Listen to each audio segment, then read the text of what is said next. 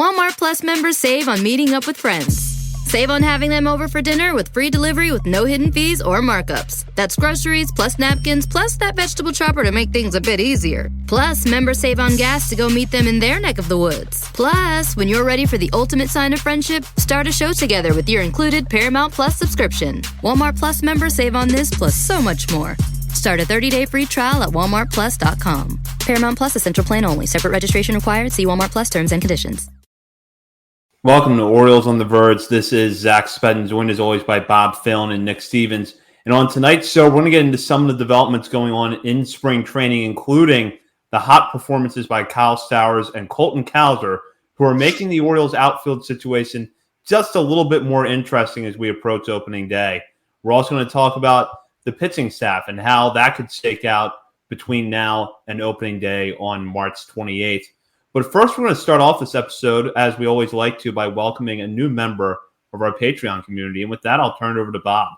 Yeah, we got a new patron this week. It's Kyle Goss. I would assume that's how it's pronounced. Signed up at the AA level, gets the patron access on the Discord.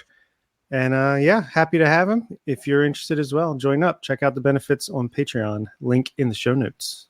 And as a reminder, we are approaching the minor league season, which will mean we're going to be resuming bonus daily coverage for our Patreon community here in a few weeks. You're not going to want to miss that. In the meantime, though, we still have plenty to talk about, and that's what we're going to focus on tonight. Coming into spring training, the Orioles' position player corps seemed largely set with a few question marks. One of them being, would Jackson Holliday make the opening day roster? So far, that looks to be a resounding yes. And the other was how they would build out the rest of their outfield beyond the starting three of Austin Hayes, Cedric Mullins, and Anthony Santander. Heston Kjerstad, who had a cup of coffee with the team late last year, came into camp seemingly with an inside track for that last spot. And Kjerstad has not had a bad spring, but Colton Cowser and Kyle Stowers have been just a little bit better. Stowers, who has so far had 26 at-bats in camp, has belted 3 homers while posting a .911 OPS. Cowser, meanwhile, has smacked 4 home runs while hitting .478 with an OPS of over 1,500 in 29 at-bats. Of course, it's spring training. It's a small sample size. Different levels of competition you're going to see from a major league game, but still, both of these players are doing what they have to do to make the case for an opening day roster spot. Nick, I will start with you. This situation has gotten a lot more interesting here in the last few weeks. What has your reaction been to Stowers and Cowser's performances so far? I mean, Kyle Stowers' performance pretty much speaks for itself. Like, he's tied for the league lead in home runs, and they haven't been like. I know we haven't been able to see a ton of games this spring, or even getting a lot of games on Statcast, but those home runs, for the most part, at least, haven't been those spring win-aided home runs. Like, those are high-quality, 105-mile-per-hour home runs in the Statcast games. These are balls that are home runs in 20, 25-plus ballparks. So, like, these are all legitimate home runs, which is good to see. I just think that sneaky power that we've been talking about for a while, that sneaky power that, John Mioli's come on the show a couple of times over the last year and has said, the Orioles think there's a lot more power in Cowser's bat, and they're trying to get more out of that. I think we're seeing a lot more of that this spring, and that power is not so sneaky anymore this year. And he's also doing it. I've talked about this before, like usually every spring training, and I still don't know like how great this metric is or like what exactly to think of it. But Baseball Reference, the opponent quality metric, you go on a player's page, and right there at the top, they got the spring stat line, and the last column is opponent quality, and it's like 0 to 10, 10 being MLB caliber pitching. I think 8 is AAA pitching. And Cowser's up there. I think Cowser's like 7 point something, but it's one of the better ones on the team. So he's facing some pretty quality competition this spring too. He's not doing it against, AA arms. So I think that's pretty awesome to see. But Stowers is the interesting one that I don't know how you guys feel about Stowers. I don't think my opinion of Kyle Stowers has changed much, even with this spring performance. I think it's the same as last year. Like, I think he's good quality depth, and I think that's okay. Like, there is this middle ground between prospects like Gunnar Henderson becoming Gunnar Henderson and then prospects just completely falling out of baseball. But Stowers is this lefty bat that you can bring off the bench. He's got the game-changing power. higher odds that he probably strikes out, but still impressive power that he can change a game. And I think it's okay that he's just a depth piece. And he's been around long enough that I think we kind of know who he is at this point. I know some people probably say he never got a fair shake at, full regular playing time in the big leagues, and there may be more there. Maybe, but I just think he's a really quality depth role player on this team. If he's on like Oakland or the White Sox or the Nationals, he's an everyday player. But with the Orioles, I think it's just good quality depth. But I will say this, watching him this spring, in what little I've watched of him, he's got an OPS over 900. Like the strikeout to walk ratio is 8-1, which isn't great, but that's who he is. And the big thing that's sticking out with me with Stowers is like he looks more controlled in the box. Like he had that corkscrew swing, like literally screwing himself into the ground almost, kind of flailing around in there sometimes, selling up for that power almost. I think he's toned that down a lot this spring. So he does look better in the box. I'm glad he's doing this, but I don't think my opinion's changed a bit much this spring. Yeah, I agree. My opinion on Stowers really hasn't changed at all, but it's not because I still think he's like a bad prospect no matter how good he does. It's because I never really thought less of him even with his struggles the last couple of years, just because he is like you said, a fringe starter on a major league team. Unfortunately, the Orioles are stacked and there's no place for him here, but as Nick said, he's really good quality depth. I think this is just who he is. He's going to hit for power no matter what. Short sample size, obviously spring training, but this is what he did in AAA for the past 2 years. I think this is, and that's basically what level competition he's facing against right now. So, yeah, I know one or two of them was off a lefty. That was good to see for him with his home runs because we've been trying to tell Brandon Hyde that he can hit lefties the whole time, and maybe he has to see it to believe it. But yeah, Stowers, again, I don't think he's making the team, barring unforeseen injury the last couple weeks here, but love that for his own sake, for his confidence, for other teams, if they're interested in seeing what he can do. I'm glad that he's performing well and he can go down to AAA to start the year feeling really good and waiting for an opportunity to arise for him. Kowser's just a man on a mission. I think, again, it's spring training. It's short sample size. The numbers aren't all that meaningful, but numbers aside, just after the way he looked tentative in his major league debut and, the results were poor, obviously, but he went back down to AAA, worked on a couple things, put up some decent numbers when he went back down there. What you wanted to see, at least for me, with Kowser coming into spring was just a little confidence. You wanted to see him believe in himself and be aggressive with pitches in the zone, be a little more aggressive with pitches that are in the strike zone, kind of like Gunnar did after his slow start. And I think that's exactly what's happening. So I think he's still drawing a bunch of walks, but he's being more aggressive. He's batting well over 400, hitting for power, hitting for average. Obviously, like Nick said, we haven't been able to see most of the action, but between the StatCast numbers that we do have and the games that I've been able to watch personally, I mean, this is, again, just who Kowser is, but I see more confidence. I see more aggressiveness, which with his strike zone awareness is very, very key. And yeah, I think he's unstoppable right now as far as claiming a major league opening day roster spot, and we'll see where it goes from there. That's really the key thing, is that he's being more aggressive on pitches in the zone. And I think that that's going to be, from the Orioles' perspective, a real litmus test in figuring out when he's going to be ready for the major leagues, because Kowser is not the first prospect to have come up in the last 2 years that has had that problem. The difference is that he didn't get that opportunity because the Orioles were in the middle of a playoff chase and had a lot of options in the outfield to work through those struggles. So he ends up back at Norfolk after some struggles in the major leagues. So if he's going to show that he can be on this team from day one, that's how he's got to go about it. And for Stowers, really, for me, good for him that we're talking about him right now. Because I don't want to say he had dropped off the radar, because he hadn't.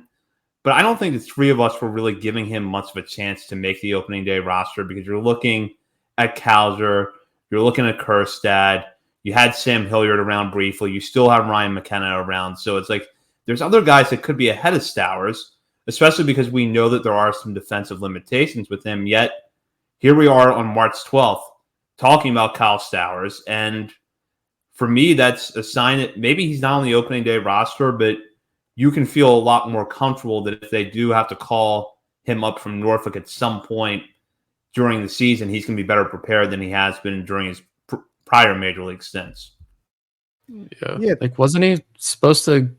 Wasn't that the quote? I think it was Elias or somebody. It said at some point at the end of last year, he was like gonna get the call up, or he was in the conversations they were having about possibly bringing him back up at some point late in the year. But that's when he got like hit in the face. So I think it's just also a good sign too that like this is a guy who made real improvements too. I mean, the strikeout rate was ginormous in the lower levels of the minor leagues. We've talked about this before, how he gets it to AAA and slashes the strikeout rate and maintains the walk rate. Everything else stayed the same except strikeouts went way down, which is really cool.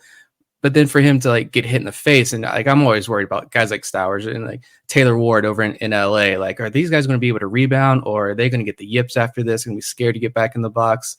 I remember like we talked with Lamar Sparks, former Orioles prospect, who got hit in the face, and he said it took him 2 years or so to get over that fear, and a lot of work to get over that fear. So it's good to see Kyle Stowers like in this position. And I don't think like they necessarily need to like trade him tomorrow either. Like you can keep him on this roster. You can keep him in AAA getting everyday at bats to where if an injury does happen, if you do need him to come up, you've got a really quality option down there, at least a much higher quality than what we've seen in the past. These kind of veteran guys who have hung around in Norfolk. I'd much rather have a guy like Stowers come up and do some damage for a couple of weeks.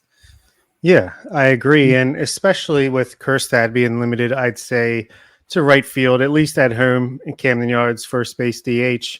If Mullins gets hurt again, like obviously it looks like he'll be back soon from his little aggravated hamstring injury.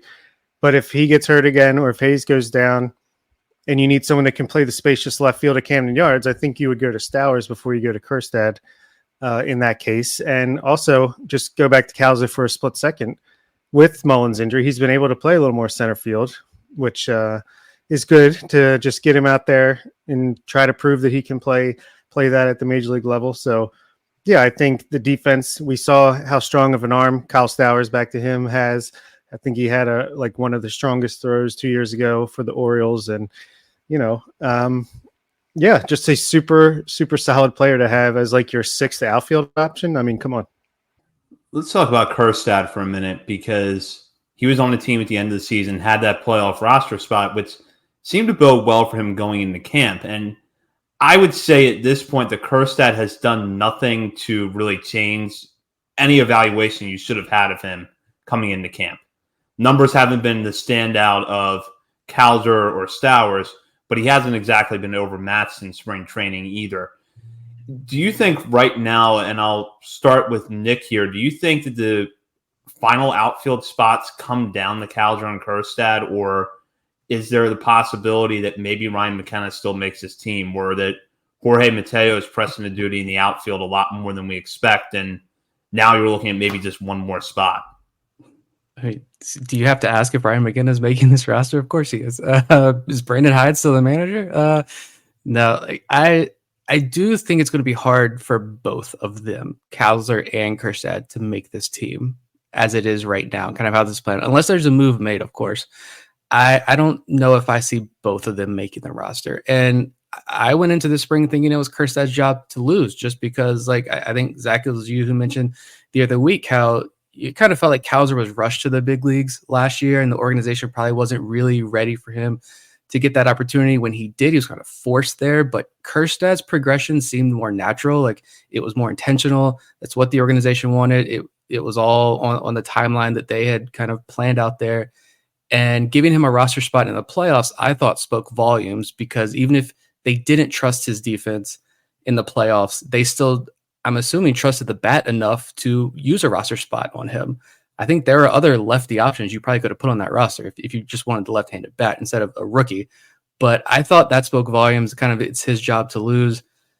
I think at this point, like, it's not like he's been bad. You're like, oh, you need to go down to AAA.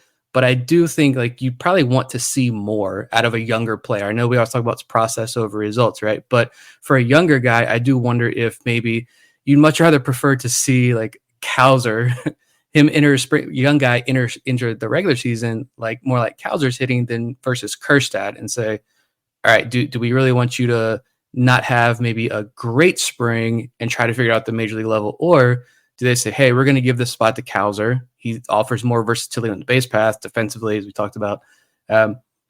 Kjerstad, both with Kjerstad and Cowser, they're young guys. They're not finished products. They have options. You can send them down to Norfolk if you need to. It's a really great problem to have.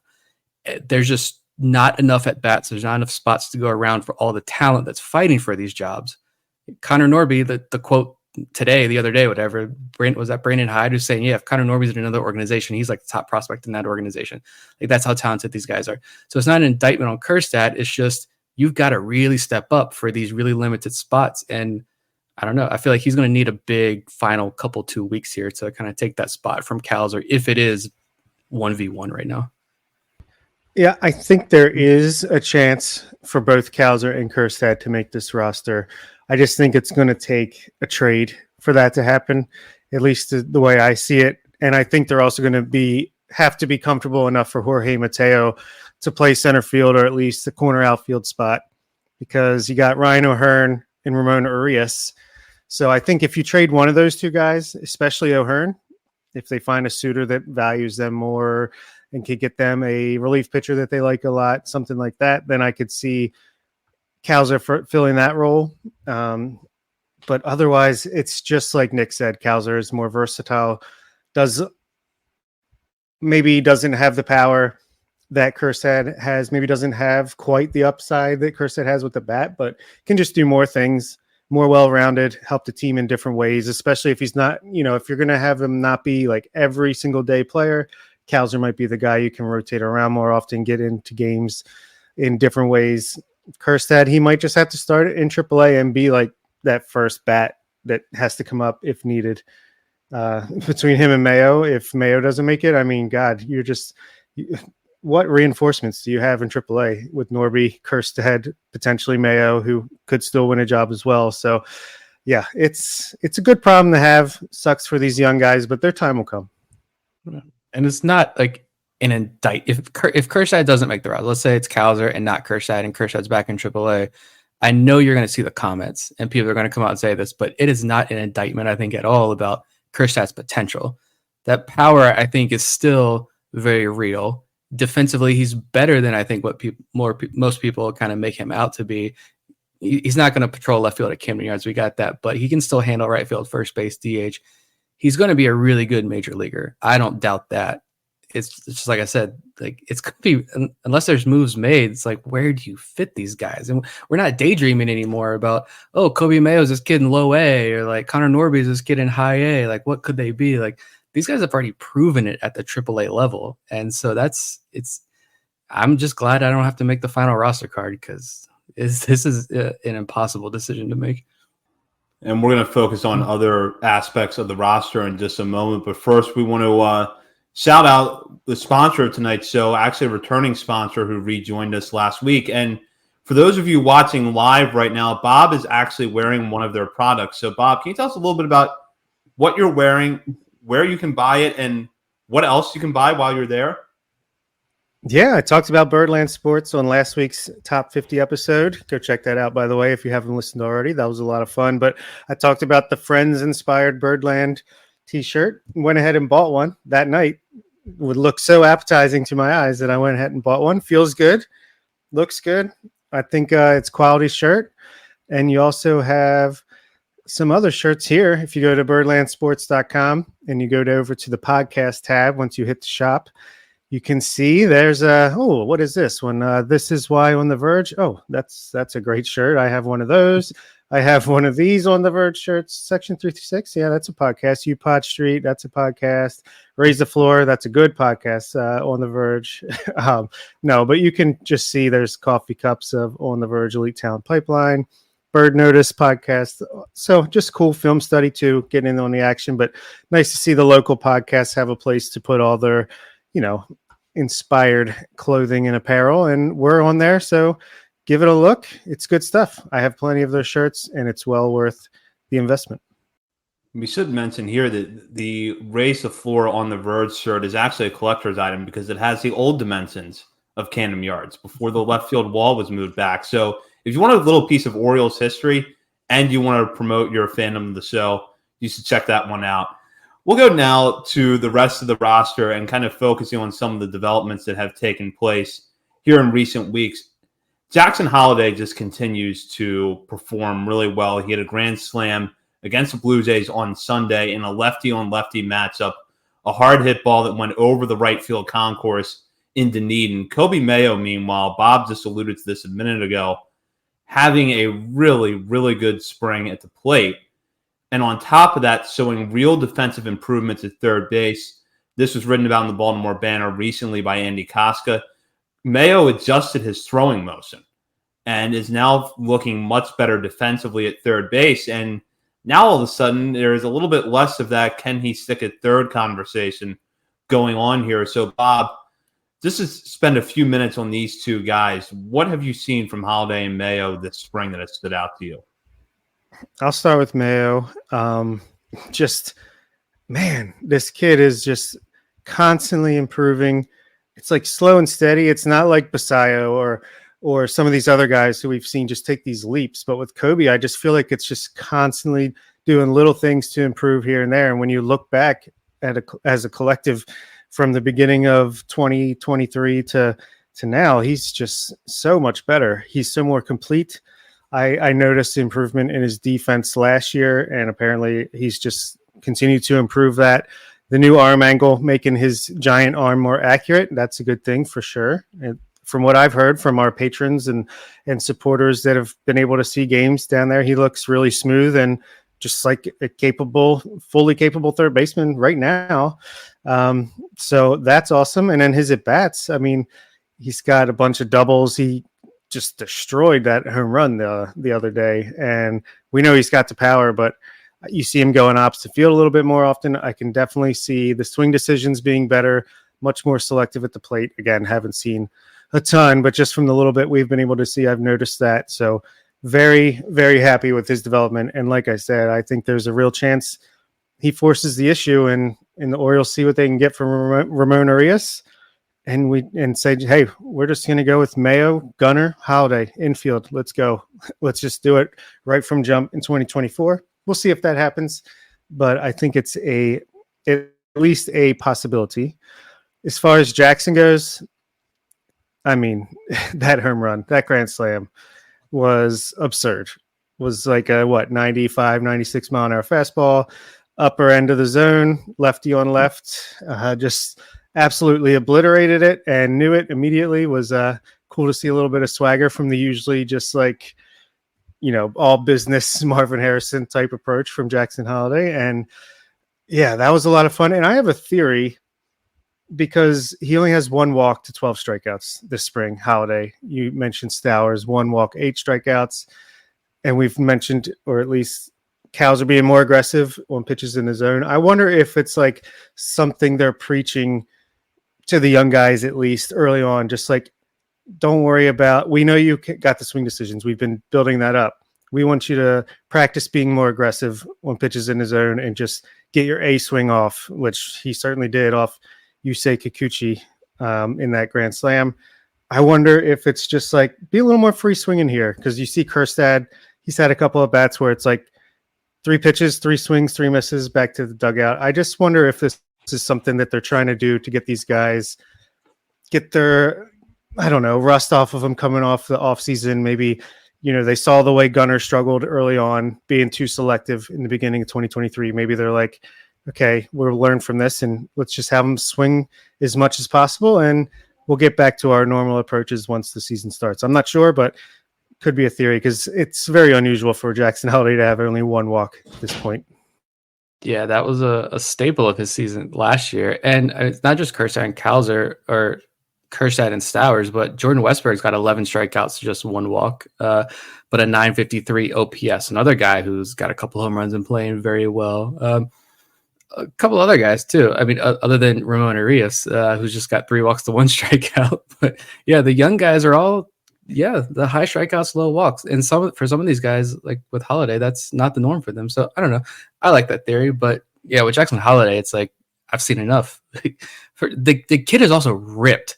Watching that game the other day, like you see the veins popping out, like dad's genes starting to shine through this kid. He did not look like that a year and a half ago. The kid is jacked now. He pimped a grand slam off Yusei Kikuchi. Like this, I tweeted it the other day. Congrats, you're running down the orange carpet on opening day. Like, go ahead, get that practice in. Don't trip because it's going to be a memorable day. He's running down that carpet. It was Jeff Passan's tweet here. 0-2, 95 mile per hour, top of the zone fastball from a big leaguer who had a 3.86 ERA last year. And that's a 32-year-old veteran coming off a career year. Like that's, what else more do you need to see? Like, and then he comes out the next day and has the swinging bunt single down the third base line, steals third base, drives another single up the middle. Like he's showing you the small things defensively. He's hitting the big home runs off veteran starters against divisional rivals. Like he's on the roster. I don't see how you can put him back down to AAA. With Mayo, the kid's evolving, and that's scary as hell. Like that's he's got now actually he now has, because today's game, he's now tied with Tyler Nevin for the most at bats on the team this spring, and he has a 313 average, 421 on base percentage, 984 OPS, 5 walks to 7 strikeouts, which is really good to see. WRC plus, it was 171. I don't know what it is now after today's game, but walk rate over 13%, strikeout rate just at 16% or so. Like those are huge numbers from this guy.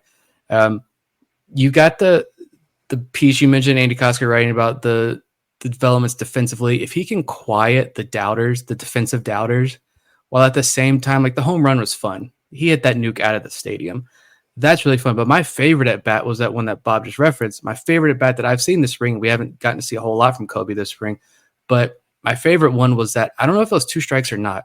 I think it was 2 strikes Chris on him. Sale? And he was that off Chris Sale too? It was off Chris The Sale. backdoor slider just lines it right down the right field line. Yeah, 1-2 count, I believe. Yeah, you shoot it the other way. And I feel like he's just getting this heavy dose of breaking stuff on the outer part of the plate. And he's not chasing it. He's not striking out. He's walking more. He's holding off. And he's getting that pitch. I love that 2 strike against a veteran lefty there. Shoot it the other way, drives in 2 runs. There's still this gap between, a noticeable gap, I think, between who Kobe Mayo is now and what his ceiling is. And like you said, he continues to evolve, and it's the small things, but they add up in a major way. Like last year he really improved hitting breaking balls. The numbers against breaking balls were astronomical last year compared to what he did his first year. Small things like that keep adding up. So I don't know if I want him on the major league roster opening day. Of course we all do. Will the Orioles put him there? I don't know. I don't know if they'll put Mayo and Holiday and Cowser. I have a hard time seeing that, especially with Ramon Arias playing as well as he is. And they're going to keep Jorge Mateo around at least for a little bit. Come on, Daddy Rubenstein's right around the corner. Let's just do this. I know. I want it. I just have a really hard time seeing the organization do it. But man, he's going to be ready. You put him back down in AAA for a month or two, whatever, and he forces the Orioles' hand where they leave no option, but they've got to bring him up. He's going to be up sooner rather than later, and he's going to be doing this at the major league level. So Kobe Mayo is arriving, and it's a lot of fun to see. At the absolute worst, Mayo has put himself in that category that Jordan Westberg played his way into at the end of spring last year, which was, you're not going to make the opening day roster, but you go down to AAA and you work on these handful of things, and you're in the major leagues within a month or two, and you're going to have regular playing time when you get there, and hopefully you're not going to have a lot of peaks and valleys along the way. It's going to stay consistent. That was what impressed me so much about Westberg last year, was that for a guy who ran hot and cold a lot in the minor leagues, he was steady all year. And I think he's been able to carry that over into spring training. And I think that for Mayo, you hope for a similar trajectory if he doesn't make the opening day roster. I just don't see it happening where him, Holiday, and Cowser are on the roster. Do I want it to happen? Yes. I just don't know that I see it happening. As for Holiday, I think that's pretty much a done deal. I don't even see – this is not a Grayson Rodriguez thing where you want him to make the roster. You think he's going to make the roster, but he's not backing it up with the results. Holiday is backing it up with the results. And, Bob, I think there is something to your idea that maybe they are encouraging the younger guys to be a little bit more aggressive. How that carries over into the season, we'll see. But he's not going to have, 12-1 strikeout to walk ratio over the course of the year. That number is going to get better as time goes on. And if being more aggressive allows him to be successful out of the gate, then it's an approach worth encouraging. Yeah, for sure. And I actually can see it, Cowser, Mayo, and Holiday. I do see it every night when I close my eyes on my pillow until I wake up the next morning. No, in all honesty, I could see them like just licking their chops right now. And we got to trade Ramon Arias, and we got to just make this happen, even if it's, I'll say like a 20% chance at the most. But then even if it doesn't happen, like they're going to want to get this kid Mayo up as quick as possible. Once, I guess, if he's not going to start the season on the majors on the roster, then you want to at least get that extra year, probably, as sad as it is. But I think soon after that, they're going to want to try to find a way to get him up. Maybe I am literally dreaming here right now, saying that I could see it happening, but I just want it to happen so bad. We'll go to the last part of this episode, which is going to focus on the pitching staff. We know that the Orioles have an unexpected roster spot or two open because of the injuries to Kyle Braddis and John Means. Mike Ballman, who seemingly was on the bubble coming into spring training, might have a better chance now at getting a bullpen spot. Meanwhile, it still looks like you could have Tyler Wells and Cole Irvin, who were penciled in for the bullpen previously, now go to the rotation. So if you want to look at a few guys that are performing well, one of them is someone we talked about a few weeks ago as a possibility to earn that last roster spot, and that's Keegan Aiken. So far in 5 innings, Aiken has fanned 5 batters, posting a 0 ERA. Meanwhile, fellow left-hander Andrew Suarez has actually pitched pretty well in camp. No earned runs allowed in 6 innings of work with just 2 strikeouts along the way, but still another left-hander if the Orioles feel like they need someone to fill the role that Cole Irvin would have had he been in the bullpen. The discussion probably doesn't stop there. There are some other names we could cite. Could also get into the fact that Dylan Tate so far has looked good coming back from injury. So, Nick, I'll go with you here. What do you see happening over the final 2 weeks or so in spring training with the pitching staff, and what direction you think the Orioles ultimately take with the opening day roster? I think they're going to surprise us, to be honest. They're not tipping their hand anything. No one's even been reassigned officially, right? Like, they still got the full bodies in camp. Like, I don't know how this is going to go. Just kind of looking through here. I will, first of all, let's shout out Cade Povich and Chase McDermott real quick. The 2 prospects, they're not going to make the opening day roster. Get that out of the way first. But they have combined for 13 2/3 innings this spring while allowing 1 earned run with 6 walks. They've each got 3 and 19 total strikeouts. That's amazing to see the young prospects. Justin Armbruster had a great outing as well. I think he's got 3 or 4 innings with no runs. Prospects are performing well. But as far as the major league spot is concerned, Baumann looked great in that last outing the other day. Julio Teheran, I don't see it. I think the first outing was really cool. It's a blast from the past name, but I think that last outing is what he pitched against New York, I think, the other day. I don't think that one went very well at all for him. Wanderson Charles has been fun, but 4 walks to 4 strikeouts in 4 innings. I think they're going to want to put him back in AAA, so I don't know if he's going to make it out of the gate. Nick Vespi, I think, is going to have that same role again where he is up and down, and they use that to their advantage, unfortunately, although he has looked well. 4 strikeouts, no walks in 5 innings this spring. If you guys want to talk about Albert Suarez, I guess you can. I don't know if I'm buying into that at this point. I don't know. I think it's going to be Keegan Aiken, to be honest. And I know he doesn't have a whole lot of fans, which is like fair. I wouldn't call myself a big Keegan Aiken fan myself, but like he's done nothing to show me that he doesn't deserve this spot at this point. As of March 12th, this could change. He could come out tomorrow and get lit up. But as of March 12th, like what has he done to show you that he doesn't deserve a roster spot? Like, I've gone over the impressive stats, the splits and stuff from last season many times already. I'm not going to repeat them, but like 5 innings, 1 hit, 1 walk, 5 strikeouts. He can give you a little bit of length. I think this organization believes he can provide value as well. He was worth almost half a win last year in just 20 innings, allowed just 2 home runs, the wall clearly helping him out a little bit there. Home runs were an issue for him before. Struck out nearly a quarter of the batters he faced last year. I think he's in. to be honest. I unfortunately could see it being Keegan Aiken, but I'm with Vivek here. I'm all aboard the Prince Albert Suarez train because, man, I know, just results aside, that fastball, it looks elite. I don't know what the Orioles did to tick that fastball up to the mid approaching high 90s, but man, does it look good. Even when he didn't pitch that great the last time out and got hit around a little bit, he was getting squeezed by the ump. Metrics still look good. I don't know. I'm kind of all aboard. Unless you can start him in AAA and not lose him and bring him up later, that could work as well. But yeah, I could see it being Aiken. There's a lot of options here. Again, maybe could be someone that's not even in the organization at this point. Could be a waiver claim, waiver trade type thing like we got with Danny Coulomb last year. I'm excited to see whatever they choose. It could be Tehran. It could be Kim as a long guy, especially as guys aren't built up all that, much in the beginning of the season. It's interesting though, because whoever they go with, they're going to go with for a reason. So I'm curious to see how it works out once the season starts.